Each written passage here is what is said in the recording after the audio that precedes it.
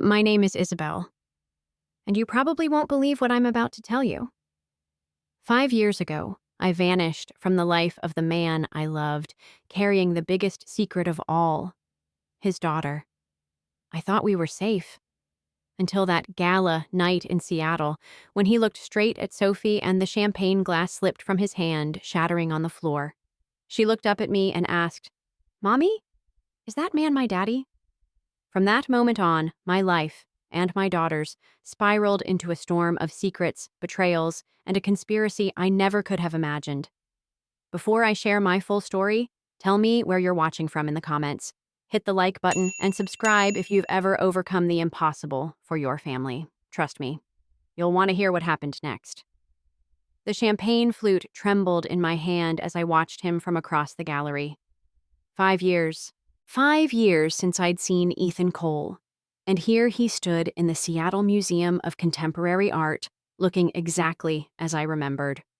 Tall, composed, those dark eyes that once saw straight through me now scanning the crowd of donors and collectors. I should have known he'd be here. Tech billionaires always showed up at these charity galas, especially when the cause involved art funding. But knowing and preparing were two different things entirely.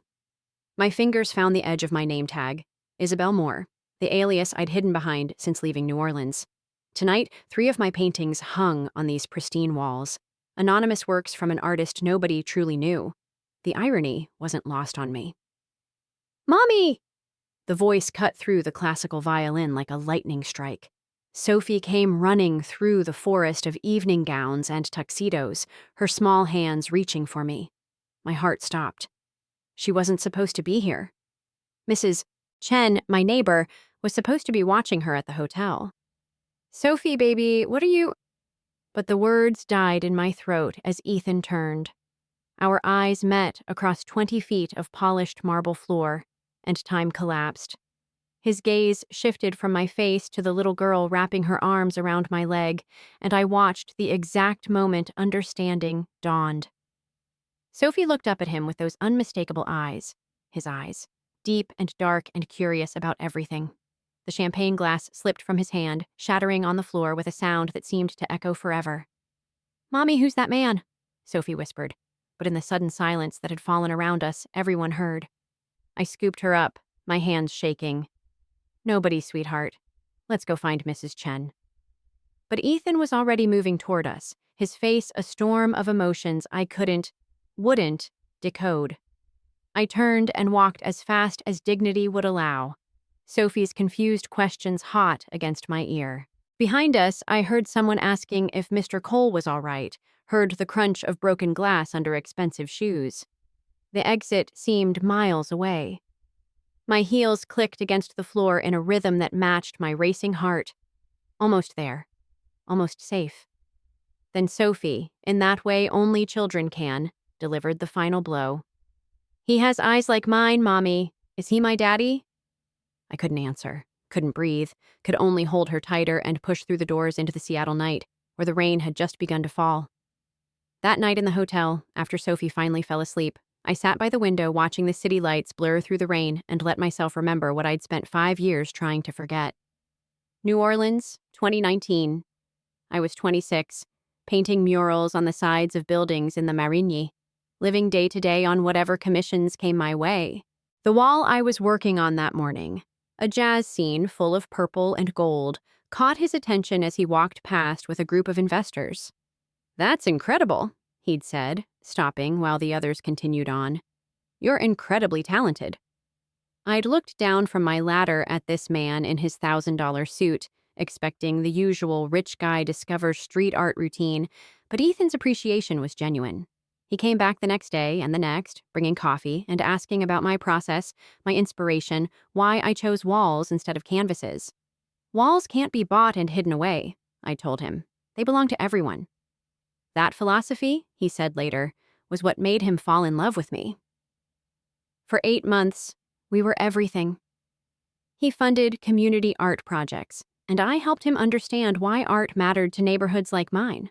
We'd spend nights in my tiny apartment above the Vietnamese restaurant, him typing on his laptop while I sketched, both of us stealing glances like teenagers. He introduced me to his world: galas, board meetings, private jets, and I showed him mine: block parties, art walks, po' boy shops that had been there since before we were born. But success has a way of demanding sacrifices. His company was preparing for an IPO, and suddenly Ethan belonged more to shareholders than to me. The man who once spent hours watching me paint now barely had time for a phone call. The media started circling, and his advisors made it clear that a bohemian artist girlfriend didn't fit the image they were crafting.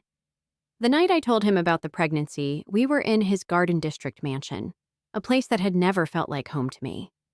He was reviewing contracts, barely looked up when I said I needed to talk. "I'm pregnant." The silence that followed could have swallowed the world. When he finally looked at me, his face was a stranger's, cold, calculating, already moving past me to the next problem to solve. "I'll take care of it," he said, reaching for his checkbook. "Whatever you need. The best doctors, discretion guaranteed." "I'm keeping the baby, Ethan." Another silence. Then he pulled out an envelope. Pre-prepared, I realized with sick clarity. Inside was more money than I'd ever seen, and a single-page contract. Financial support in exchange for silence and distance. "This is for the best," he said. "For everyone." I left that night with nothing but my dignity and the life growing inside me. Changed my name, bought a bus ticket to Los Angeles, and disappeared into a city big enough to swallow my past whole. The call came at 6 a.m., 3 days after the gala. My phone buzzed insistently on the nightstand, showing a number I didn't recognize. I almost didn't answer, but something, instinct maybe, made me pick up. "Ms. Ramirez." The voice was female, professional, predatory. "This is Amanda Chen from TechWatch Daily. I'm calling about your relationship with Ethan Cole and the child you share. Would you like to comment on—" I hung up, my hands already shaking. How? How did they know? By the time I got Sophie dressed and ready for preschool, my phone had logged 37 missed calls. The blog post was already live. "Billionaire secret: Ethan Cole's hidden child revealed." Below the headline was a grainy photo from the gala. Ethan staring at Sophie, the recognition clear on his face. I drove Sophie to school in a daze, checking mirrors obsessively, sure every car was following us. The other parents stared as we walked in, some with pity, others with the hungry curiosity of people who'd found themselves adjacent to scandal. "Izzy," the voice came from behind me as I signed Sophie in. "We need to talk." I turned to find Ethan in the preschool hallway, looking out of place in his tailored suit among the finger paintings and alphabet posters. Dark circles rimmed his eyes. "How dare you come here?" "I didn't leak this," he said quickly, quietly. "My company's stock dropped 12% in pre-market trading. The board is threatening to remove me. Do you think I wanted this?" "I don't care what you want." But even as I said it, something cold settled in my stomach. If Ethan hadn't leaked the story, who had? "We need to talk," he repeated. "For Sophie's sake, please." I wanted to refuse, to maintain the walls I'd built so carefully. But then Miss Martinez, Sophie's teacher, appeared in the doorway, her usually warm face creased with concern. "Ms. Moore, someone was taking pictures through the playground fence yesterday. We called the police, but—" The cold in my stomach turned to ice. What kind of pictures? Of Sophie. Just Sophie. That evening, I found the first envelope slipped under my apartment door. No address, no postage, just my real name written in careful block letters. Inside were a dozen photos. Sophie at school, Sophie at the park, Sophie asleep in her bed, taken through our window. My hands shook as I spread them across the kitchen table. At the bottom of the pile was one more.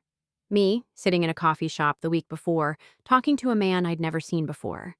Except the angle made it look intimate, secretive. A meeting that never happened, captured in a way that told a different story entirely.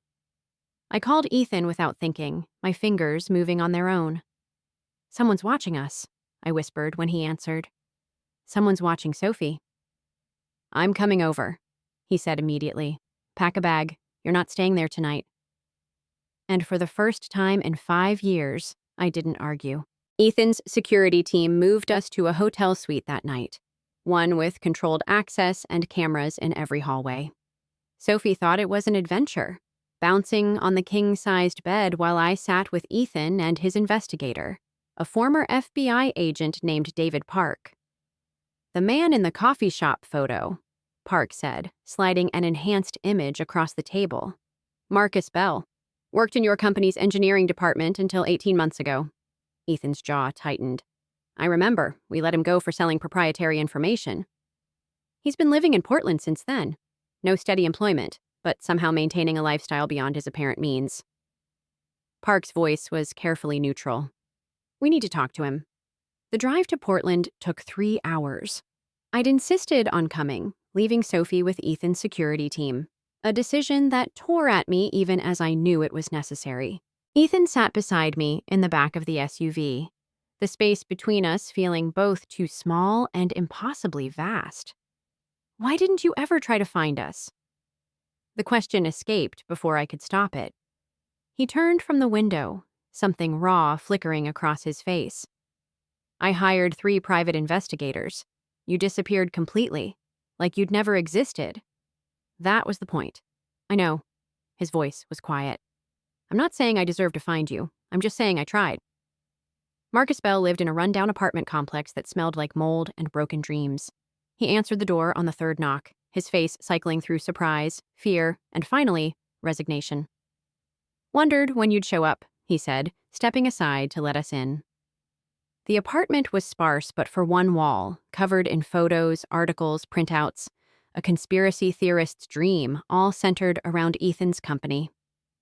"Did you take the pictures?" Park asked directly.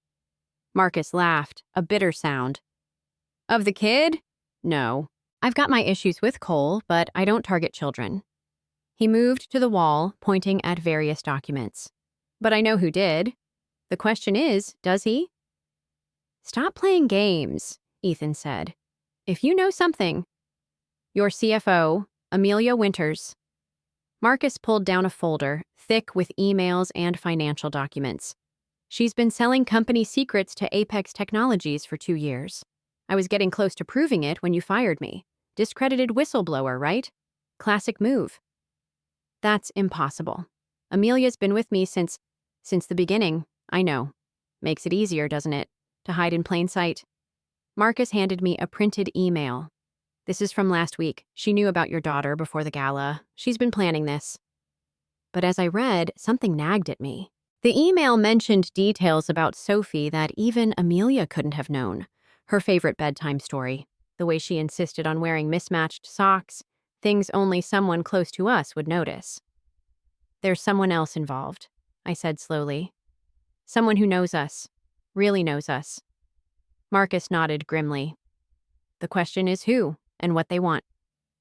On the drive back, Sophie called from the hotel, her voice bright and unworried as she told me about the room service ice cream. I closed my eyes, listening to her chatter, trying to push down the fear that threatened to swallow me whole. Someone was using my daughter as a pawn in a game I didn't understand. But I would learn the rules, and I would win. I had to.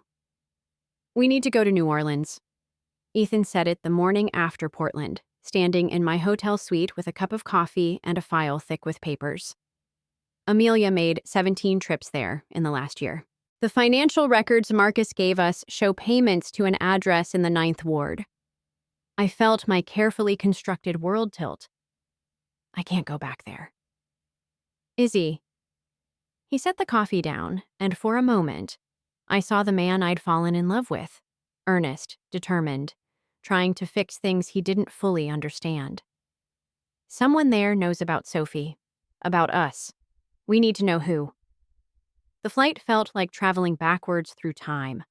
Sophie stayed in Seattle with a security detail and Mrs. Chen, who'd flown up from LA when she heard what was happening. Leaving her felt like tearing off a piece of myself, but the photos of her sleeping in her bed kept flashing through my mind. She wasn't safe until we knew who was behind this. New Orleans hit me like a physical force the moment we stepped off the plane.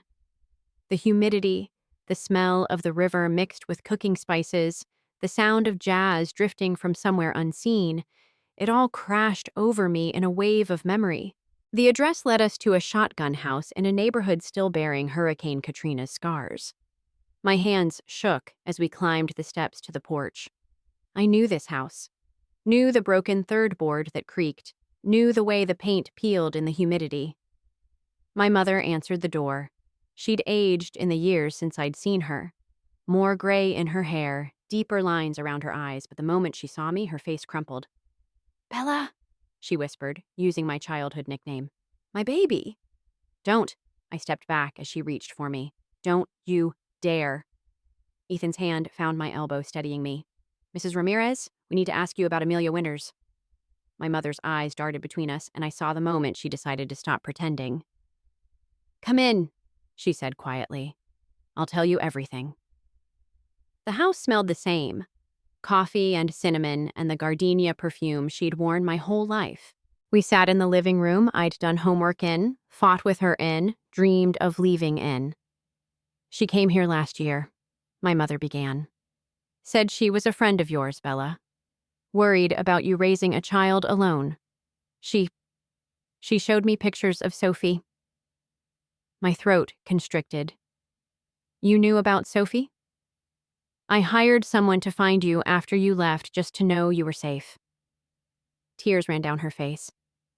"When I saw you had a baby, I wanted to reach out, but I knew you'd run again if I did." "So you took money from Amelia instead?" "She said she wanted to help. Said if I could convince you to come home, to talk to Ethan, everyone could be a family again." My mother's voice broke. "I was so tired of missing you, baby. So tired of knowing my granddaughter was out there, growing up without me." "How much?" Ethan's voice was cold. "How much did she pay you?" 50,000. My mother looked at the floor. "But I never told her where you were, I swear, Bella. I just took the money and kept saying I was looking." But something wasn't adding up. I pulled out the photos from my apartment, Sophie at school, in the park, sleeping. "Did you take these?" Her face went white. "Some of them, just to see her. But not the one through the window, I swear. I would never." "Who else knew?" I stood, pacing the small room. "Who else did you tell about Sophie?" "Nobody. I—" She stopped, something dawning in her eyes. "Oh God, the private investigator. When I hired him to find you, I gave him old photos, told him about the pregnancy. He stayed in touch. Said he'd keep looking." "What was his name?" Ethan pulled out his phone, already typing. "Vincent Moreau. He has an office in the French Quarter." We left her crying on the porch, begging me to understand, to forgive. But all I could think about was a stranger watching my daughter sleep, and how many people had been circling us while I'd thought we were safe. The French Quarter office was closed, but Park was already pulling records. Vincent Moreau had been investigating our family for years, first for my mother, then for someone else. The payments traced back to a shell company that led nowhere. "He's been playing everyone," Park said. "Your mother, Amelia, maybe even Marcus, building a file on your family and selling pieces to the highest bidder." But why? What was the end game? As we stood in the humid New Orleans night, my phone buzzed. A text from an unknown number, just 2 words. "Come home." Attached was a video of Sophie at the hotel in Seattle, playing with her dolls. Time-stamped 30 minutes ago. My blood turned to ice. Whoever this was, they had someone inside our security. We were running out of time. The storm hit New Orleans the night we were supposed to fly back. Delta canceled all flights as the hurricane spun up from the Gulf, and we found ourselves trapped in a city preparing for siege. Ethan had wanted to rent a car and drive out, but the highways were already clogged with evacuees. I was pacing the hotel room, watching the weather reports, when my phone rang. Mrs. Chen's name on the screen made my heart stop. "Izzy, I'm so sorry. She was right here, and then Sophie's gone." The world tilted.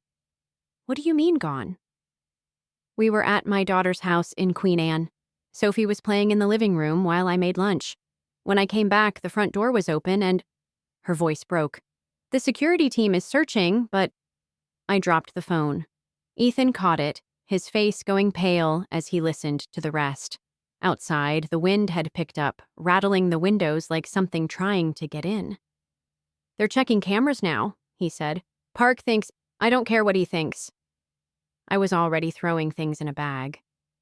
I'm going home. Izzy, the airports are closed. The roads. Then I'll walk. But we both knew that was impossible. 2,000 miles separated me from my daughter, and nature itself had conspired to keep me away. I collapsed on the bed, shaking. This was my punishment for thinking I could keep her safe, for believing that running was enough. Ethan sat beside me, not touching, just present. We'll find her. You don't know that. Yes, I do. Because whoever took her wants something from us. They've been building to this, the photos, the leaks, all of it. They'll make contact. He was right. 20 minutes later, my phone buzzed.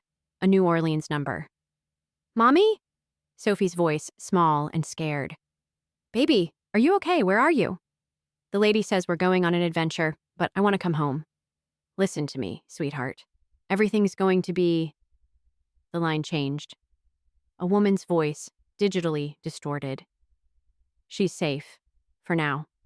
But if you want her back, you need to follow instructions exactly. Anything, please. There's an old warehouse in the lower Ninth. Chartres and Flood Street. Come alone. That's in the evacuation zone. The storm? 1 hour, alone, or you'll never see her again. The line went dead. Outside, the rain had started, heavy drops that sounded like bullets against the windows. Ethan was already pulling up the address on his phone. It's flooded down there already, the storm surge. I don't care. I grabbed my jacket. You're not going alone. You heard what they said. I don't care. He stood, blocking the door. We just found each other again. I'm not losing you both. There was no time to argue. The hotel's emergency generator kicked on as we ran to the parking garage. The power already failing across the city. The rental SUV felt small against the wind that tried to push us off the road. The lower Ninth Ward was a war zone of memories and water. Streets I'd played on as a child were rivers now, the storm surge pushing up from the Gulf. We abandoned the car when the water reached the doors, wading through knee-deep floods that pulled at us with surprising strength. The warehouse loomed through the rain, a broken-toothed skeleton against the lightning-lit sky. Half the roof was gone, and water poured through the gaps like waterfalls. But there was light inside, flickering, battery-powered, but unmistakably there. We pushed through the door into a space that smelled of rust and rot. And there, in the center of the concrete floor, was Sophie, alone, crying, tied to a chair like something out of a nightmare I couldn't wake from. Sophie! I ran to her, my hands shaking as I worked at the ropes. They came loose easily, too easily. Mommy! She threw her arms around my neck. I was so scared. I know, baby. I know. We're here now. But even as I held her, I knew this was wrong. Too simple. Too clean. The warehouse groaned around us as the wind found new ways in, and suddenly I understood. It's a trap. I turned to Ethan. We need to... The lights went out. In the darkness, I heard footsteps splashing through water. Multiple sets surrounding us. I pulled Sophie closer, feeling Ethan's hand find my shoulder in the dark. Then a new light. A flashlight beam cutting through the darkness. Behind it, a face I recognized but had never expected. Hello, Izzy, Vincent Moreau said, the private investigator my mother had hired years ago. But he wasn't alone. Behind him, water dripping from her designer coat, stood someone else. Someone whose betrayal cut even deeper. Hello, dear, my mother said. I'm sorry it had to happen this way, but you wouldn't come home on your own. The flashlight beam swung between us like an accusation. My mother stepped forward, and I saw clearly now what I'd missed before. The desperation in her eyes. The kind that makes people do unthinkable things. You took my granddaughter? My voice came out raw. You terrorized us? I never meant for it to go this far. She reached out, but I pulled Sophie back. When Amelia came to me, I thought it was a sign. A chance to bring you home, but then she stopped returning my calls, and Vincent said what he needed to keep you paying him. Moreau's voice was calm, almost amused. Just like he told Amelia what she needed to hear. And Marcus. Even Ethan's board of directors. Everyone had a piece of the truth, but nobody had the whole picture. Ethan stepped forward, putting himself between us and them. So this was all you? The leaked story, the photos? The leaked story was Amelia. Apparently, she thought if Ethan's reputation took a hit, he'd be easier to push out. Moreau shrugged. I just facilitated.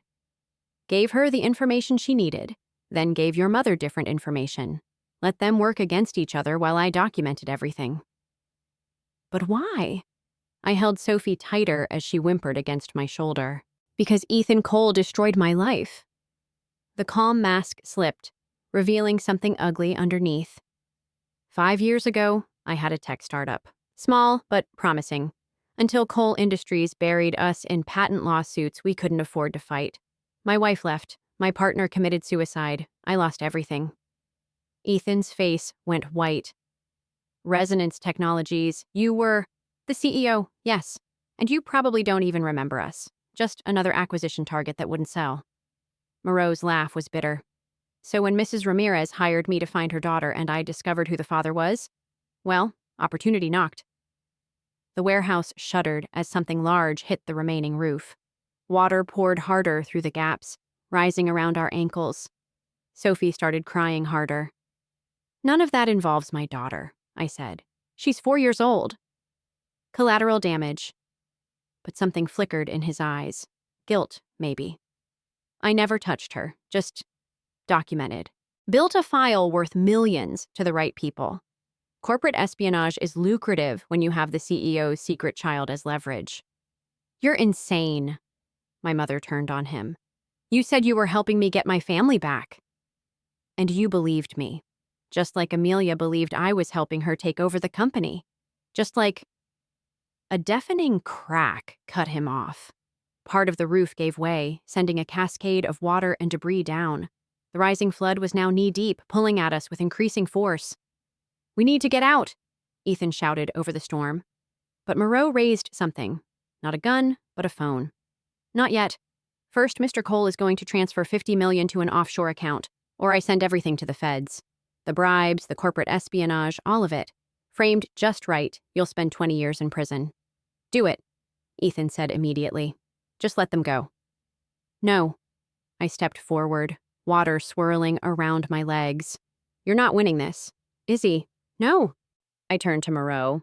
You want to destroy him? Fine. But you used my daughter. You made her afraid. You don't get to walk away from that. Another section of roof collapsed.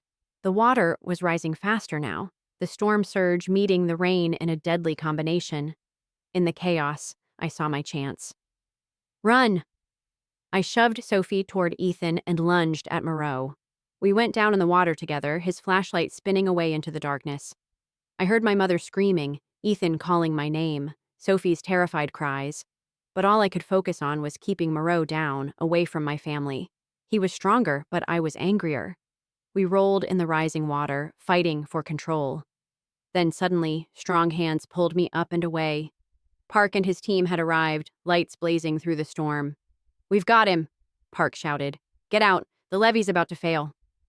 Ethan had Sophie in his arms, was already moving toward the door. I grabbed my mother's hand. Despite everything, I couldn't leave her. And we ran. We made it to higher ground just as the warehouse collapsed entirely, disappearing into the churning water. The SUVs Park's team had brought got us to safety, Sophie clinging to both Ethan and me in the back seat as if we might disappear if she let go. Hours later, in a Red Cross shelter as the storm raged outside, Park explained what they'd found. Moreau had been planning this for 2 years, gathering information and playing everyone against each other. Amelia had been arrested in Seattle. The evidence was overwhelming. He kept meticulous records, Park said, of everything, including proof that he acted alone in the kidnapping. Your mother, she was manipulated, but she wasn't involved in taking Sophie. I looked at my mother, huddled in a blanket across the shelter, looking older and more fragile than I'd ever seen her. The anger was still there. Might always be there. But underneath it, something else. Pity, maybe. Or just exhaustion. Sophie had finally fallen asleep against Ethan's chest, safe and warm despite everything. We'd survived. Somehow, impossibly, we'd survived. But what came next? 6 months later, I stood in my Los Angeles gallery watching the crowd move through my first solo exhibition. The paintings told our story, abstract pieces full of storms and shadows, but also light breaking through. The centerpiece was the one I'd finished just last week, a wooden bridge over turbulent water, 3 figures at different points along its span. It's powerful, the critic beside me said. The emotional resonance is extraordinary, the way the figures seem connected despite the distance between them. I nodded, not trusting my voice. Across the room, Ethan stood with Sophie, who wore her favorite purple dress and kept pointing excitedly at the paintings, recognizing moments from our life hidden in the brushstrokes. The last 6 months had been a careful dance of healing. After New Orleans, after the trials and testimony, after Moreau was sentenced and Amelia took a plea deal, we'd had to figure out what came next.